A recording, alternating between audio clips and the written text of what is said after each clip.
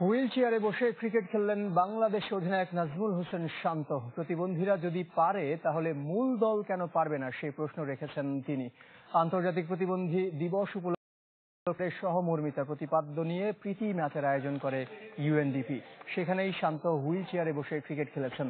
মুগ্ধ হয়েছেন প্রতিবন্ধী ক্রিকেটারদের ফিল্ডিং দেখে। প্রীতি ম্যাচে সাবেক ক্রিকেটারদের মধ্যে শাহরিয়ার নাফিস, জাভেদ ওমর, সালমা খাতুন, হান্নান সরকাররা উপস্থিত ছিলেন।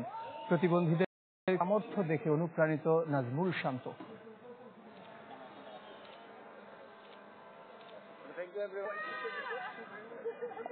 আমি অনেক সময় খেলা দেখি, ওনাদের যখন ম্যাচ হয় আমি দেখি। আমি মাঠে, আমি ঠিক প্লেয়ারটার নাম জানি না, মাঠে এরকম ডাইভ দিতে এর আগেও আমি দেখেছি। তো আজকে আবার সামনাসামনি একদম লাইভ দেখলাম, তো অবশ্যই মুগ্ধ করে। এবং পার্সোনালি আমার মনে হয় যে আমি নিজে অনেক মোটিভেটেড, আমি নিজে অনেক ইন্সপায়ার হইলাম যে ওনারা পারলে আমরা আরো কেন না, আরেকটু বেশি কেন না।